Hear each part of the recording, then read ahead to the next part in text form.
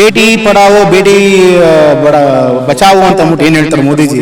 ಎಲ್ಲಿ ಪಡಾವೋನು ಇಲ್ಲ ಬಚಾವೋನು ಇಲ್ಲ. ನಾನು ಓದಿಲ್ಲ ನೀವು ಓದಬೇಡಿ ಅನ್ನೋ ಸಂದೇಶನ ಇವತ್ತು ತೋರಿಸ್ತಾ ಇದಾರೆ. ಕೇಂದ್ರ ಸರ್ಕಾರ ಏನ್ ತೋರಿಸ್ತಿದ್ಯೋ, ನಾನು ಓದಲ್ಲ ನೀವು ಓದಬೇಡಿ ಅಂತ ಹೇಳ್ತಾ ಇದ್ದಾರೆ.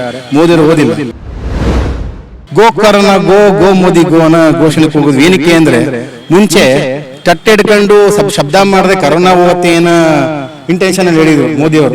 ಅದೇ ತರ ಈ ಸತಿ ಸುಮಾರು ವಿಚಾರಗಳು ನಡೀತದೆ. ಅವ್ರಿಗೇನು ಇಂಟೆನ್ಷನ್ ಏನು ಗೊತ್ತಿಲ್ಲ. ಅವರು ನೀಟ್ ಎಕ್ಸಾಮ್ಗೆ ಬಡ ಜನರು ಒಂದು ಡಾಕ್ಟರ್ ಆಗಬೇಕು ಅನ್ನೋ ಕನಸಲ್ಲಿ ಕಷ್ಟಪಟ್ಟು ಓದಿರ್ತಾರೆ. ಒಂದು ವರ್ಷದಿಂದ ಪ್ರಿಪೇರ್ ಆಗಿರ್ತಾರೆ.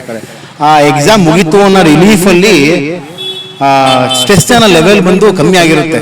ಓದಕ್ಕೆ ತುಂಬಾ ಕಷ್ಟ. ನೀಟ್ ಎಕ್ಸಾಮ್ ಪಾಸ್ ಆಗೋದೇನು ಸುಲಭ ಅಲ್ಲ. 25 ಲಕ್ಷ ಜನ ಎಕ್ಸಾಮ್ ಬರೀತಾರೆ ಈ ಸತಿ. 25 ಲಕ್ಷ ಜನ, ಅದರಲ್ಲಿ 1.5 ಲಕ್ಷ ಜನ ಮಾತ್ರ ಅದಲ್ಲಿ ಎಲಿಜಿಬಲ್ ಆಗೋದು. ಬಡ ಜನಗಳು ಬಾಡಿಗೆ ಮನೆಯಿದ್ದು ಸ್ವಂತ ಮನೆ ಮಾಡ್ಬಿಟ್ಟಿರ್ತಾರೆ. ಸುಮಾರು ಜನ ಬೇರೆ ಜಾಗಗಳನ್ನ ಅಡಾಡಿರ್ತಾರೆ. ಆ ಕಾಸು ತಗೊಂಬಂದು ಇವುಗಳಿಗೆ ಸುರಿದು ಮಕ್ಕಳುಗಳನ್ನ ಓದಿಸೋಕ್ಕೆ ಕಷ್ಟಪಟ್ರೆ ಈ ಎಕ್ಸಾಮ್ ತಿರ್ಗಾ ರೀ ಎಕ್ಸಾಮ್ ಅಂತ ಅಂತಸ್ತಾನೆ ಹುಡುಗರಿಗೆ ತಿರ್ಗಾ ಟೆನ್ಷನ್ ಜಾಸ್ತಿ ಆಗುತ್ತೆ. KR ಯೂತ್ ಕಾಂಗ್ರೆಸ್ ತಂಡದಿಂದ ಮಂಜುನಾಥ್ ಗೌಡ್ರ ಆದೇಶದ ಮೇಲೆಗೆ ಇವತ್ತು ನೀಟ್ ಎಕ್ಸಾಮ್ ಪೇಪರ್ ಲೀಕ್ ಬಗ್ಗೆ ಹೋರಾಟ ಮಾಡಿದ್ವಿ. ಕೇಂದ್ರ ಸರ್ಕಾರ ಸುಮಾರು ಬಾರಿ ಇದು 3ನೇ ಸತಿ ಏನೋ ಈ 10 ವರ್ಷದಲ್ಲಿ ಯೋಚನೆ ಮಾಡಿ 10 ವರ್ಷದಲ್ಲಿ 3ನೇ ಸತಿ ಏನೋ ವಿಫಲ ಆಗಿದೆ. ಏನು ಎಕ್ಸಾಮ್ ಕೊಡ್ತಾಯಿದ್ರು NTA ಸಂಘ, ಇದು NTA ಅನ್ನೋದು ಏಜೆನ್ಸಿ, ಅವರು ಬಂದು ಕೇಂದ್ರ ಸರ್ಕಾರಕ್ಕೆ ಬರ್ತಾರೆ, ಅಡಿಗೆ ಬರ್ತಾರೆ. ಈ ನೀಟ್ ಎಕ್ಸಾಮ್ಗೆ ಬಡ ಜನರು ಒಂದು ಡಾಕ್ಟರ್ ಆಗಬೇಕು ಅನ್ನೋ ಕನಸಲ್ಲಿ ಕಷ್ಟಪಟ್ಟು ಓದಿರ್ತಾರೆ. ಒಂದು ವರ್ಷದಿಂದ ಪ್ರಿಪೇರ್ ಆಗಿರ್ತಾರೆ. ಆ ಎಕ್ಸಾಮ್ ಮುಗೀತು ಅನ್ನೋ ರಿಲೀಫಲ್ಲಿ ಸ್ಟ್ರೆಸ್ ಅನ್ನೋ ಲೆವೆಲ್ ಬಂದು ಕಮ್ಮಿ ಆಗಿರುತ್ತೆ. ಓದೋಕ್ಕೆ ತುಂಬ ಕಷ್ಟ. ನೀಟ್ ಎಕ್ಸಾಮ್ ಪಾಸ್ ಆಗೋದೇನು ಸುಲಭ ಅಲ್ಲ. 25 ಲಕ್ಷ ಜನ ಎಕ್ಸಾಮ್ ಬರೀತಾರೆ ಈ ಸತಿ. 25 ಲಕ್ಷ ಜನ, ಅದರಲ್ಲಿ 1.5 ಲಕ್ಷ ಜನ ಮಾತ್ರ ಅದಲ್ಲಿ ಎಲಿಜಿಬಲ್ ಆಗೋದು. ಏನು ನೀಟ್ ಎಕ್ಸಾಮಲ್ಲಿ ಎಲಿಜಿಬಲ್ 1.5 ಲಕ್ಷ ಜನ ಮಾತ್ರ ಎಲಿಜಿಬಲ್ ಆಗ್ತಾರೆ. ಆ 1.5 ಲಕ್ಷ ಜನ ಎಲಿಜಿಬಲ್ ಆಗೋಕ್ಕೆ 25 ಲಕ್ಷ ಜನ ಎಕ್ಸಾಮ್ ಬರೀತಾ ಇರ್ತಾರೆ. ಅವರು ಕಷ್ಟಪಟ್ಟು ಓದ್ಕೊಂಡು ಬಂದಿರ್ತಾರೆ. ಬಡ ಜನಗಳು ಬಾಡಿಗೆ ಮನೆಯಿದ್ದು ಸ್ವಂತ ಮನೆ ಮಾಡ್ಬಿಟ್ಟಿರ್ತಾರೆ. ಸುಮಾರು ಜನ ಬೇರೆ ಜಾಗಗಳನ್ನೆಲ್ಲ ಅಡಾಡಿರ್ತಾರೆ. ಆ ಕಾಸು ತೊಗೊಂಬಂದು ಇವ್ರುಗಳಿಗೆ ಸುರಿದು ಮಕ್ಕಳುಗಳನ್ನ ಓದಿಸೋಕ್ಕೆ ಕಷ್ಟಪಟ್ಟರೆ ಈ ಎಕ್ಸಾಮ್ ತಿರ್ಗಾ ರೀ ಎಕ್ಸಾಮ್ ಅಂತ ಅಂತಸ್ತಾನೆ ಹುಡುಗರಿಗೆ ತಿರ್ಗಾ ಟೆನ್ಷನ್ ಜಾಸ್ತಿ ಆಗುತ್ತೆ.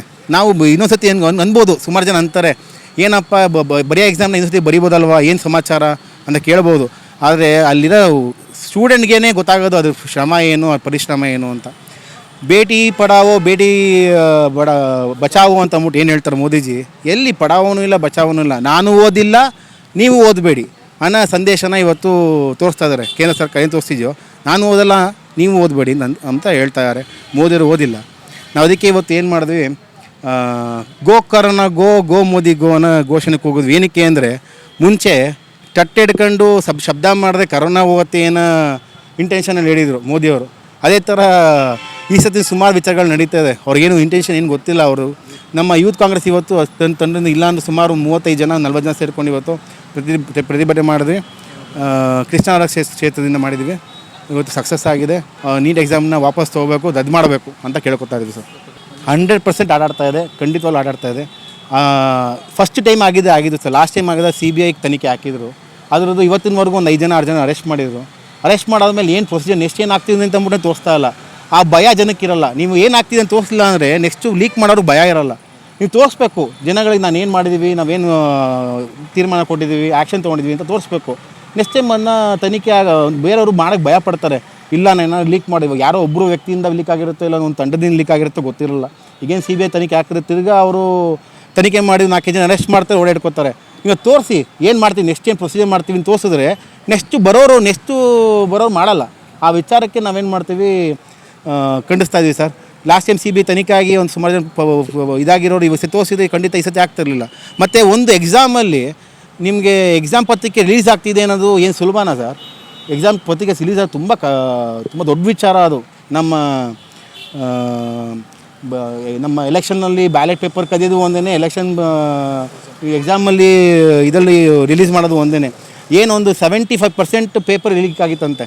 ಅಂದರೆ 100% ಲೀಕ್ ಆಗಿರಲಿಲ್ಲ. ಅವ್ರು ಹೇಳೋದು ಇಲ್ಲಪ್ಪ 100% ಲೀಕ್ ಆಗಿಲ್ವಲ್ಲಪ್ಪ ಅಂತ ಯಾರೋ ಹೇಳೋದಂಗೆ ಕೇಳ್ಪಟ್ಟೆ. ನಮ್ಮ ಈಗ ಒಂದು ವಿಚಾರ, ಅದಲ್ಲೇ ಒಂದು ವಿಚಾರ ತಿಳ್ಕೊಳ್ಳಿ. ಪೆಟ್ರೋಲ್ ಡೀಸೆಲ್ ಬಳಸಬೇಡಿ, ಎಲ್ಲರೂ ಇದರಲ್ಲಿ ಬಸ್ಸಲ್ಲಿ ಓಡಾಡಿ ಅಂತಾರೆ. ಗೋಲ್ಡ್ನ ಖರೀದಿ ಮಾಡಬೇಡಿ ಅಂತಾರೆ.